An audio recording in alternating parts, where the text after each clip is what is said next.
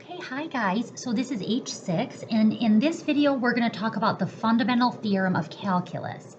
And so the reason why the notation for finding the area under the curve and the notation for finding an antiderivative, the reason that they both include this squiggly like elongated s and the dx is because the antiderivative and the area under the curve are closely related through the fundamental theorem of calculus, okay? So what the fundamental theorem of calculus says, and it was a very big deal when it was discovered, hence like the powerful name, the fundamental theorem of calculus. What it is this. So if I want to find the area under the curve, now let's assume, guys, that this function, so in order to use the fundamental theorem of calculus, you have to start with the assumption that the input of the integral is a derivative of something else, okay?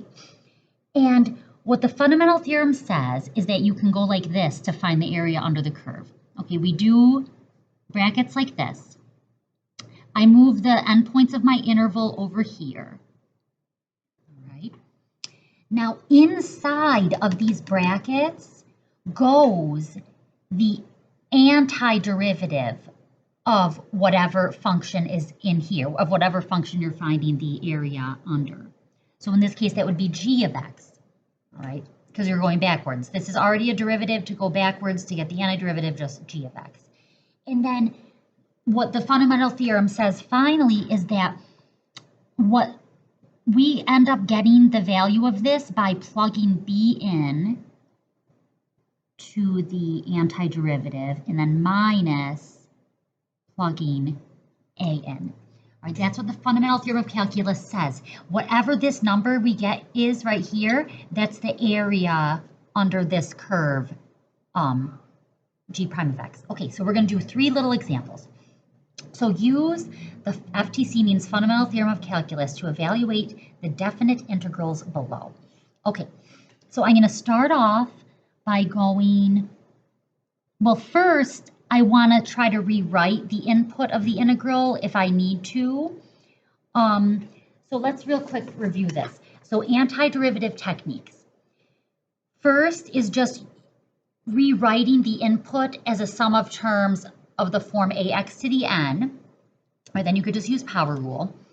Then or else you could look for a formula, or else you could try to see if you've got f prime over f and maybe adjust for a constant if you don't. And then finally, the last thing that you try to do is use substitution. Now it's important to know that a over x, this can be rewritten as ax to the -1, so that could be rewritten as this form, but it won't work because if you try to use the formula for this, you'd be dividing by 0. So when you see like a number just over a single x on the bottom, that's actually a formula. All right, going backwards, we get natural log of the absolute value of x. Okay, so right here, this is actually happening here.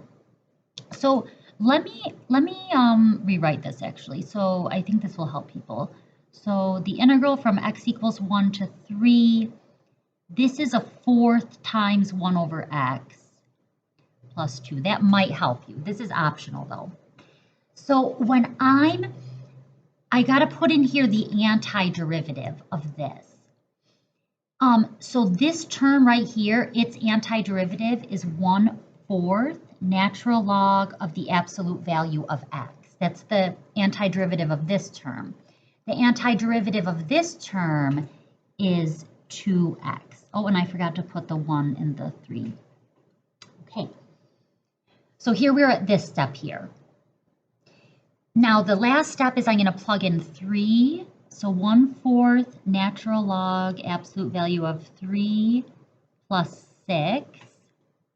All right, so I plugged 3 in there, and then I'm subtracting what I get when I plug 1 in.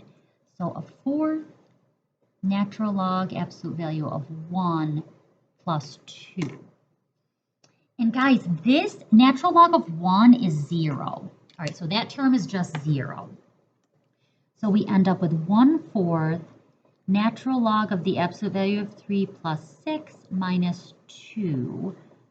1/4 natural log absolute value of 3 plus 4. Okay, so that's the answer there. This number here, that is the area under the graph of this over the interval 1 to 3.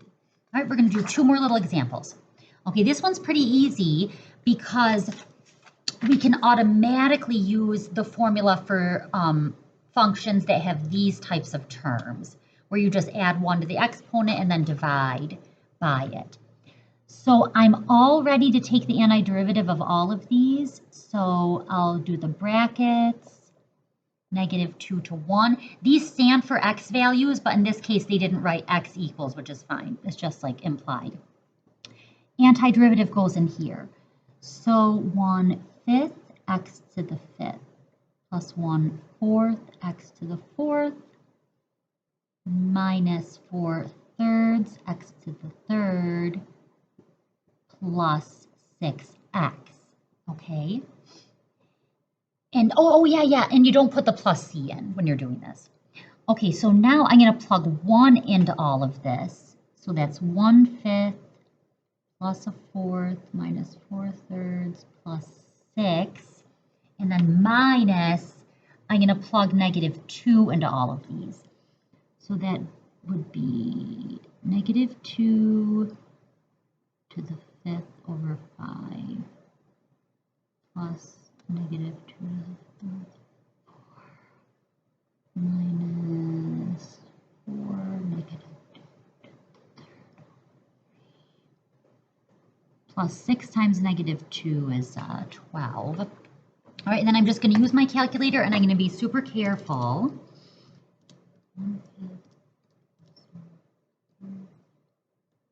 Or actually, guys, you know what? I have the answer in front of me just to save time. This ends up being 8.85. Okay. But you'd want to plug it all into your calculator. It ends up being 8.85. Okay, finally, this one.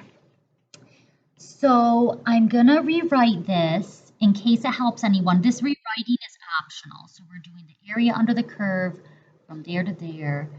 That's 3/5 sine of x. All right, I'm just making the coefficient look very clear in front, but you don't have to do that. All right, so underneath here, I guess I'll do my brackets. All right, so the antiderivative of this term, that's a formula, okay? So in our, so that's a formula there. We got to go backwards. So I'll just carry down the 3/5. Oh, you know what? We could also go like this. Sine, cosine, negative sine, negative cosine. All right, and for antiderivatives, we're going around that way.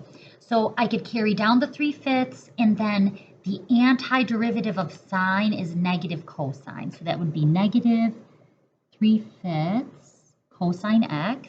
And then for this one, it's minus x squared.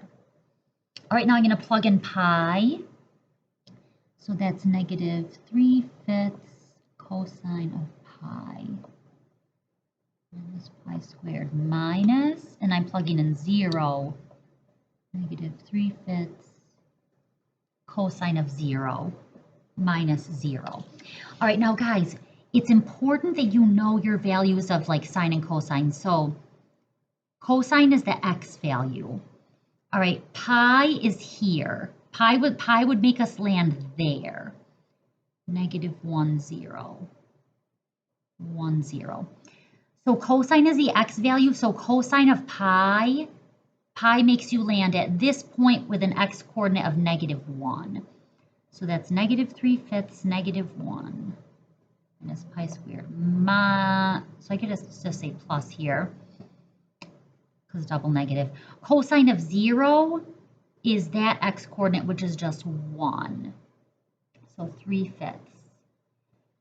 So this is 3/5 plus 3/5, 6/5 minus pi squared, okay? So that is the area under this original curve over that interval.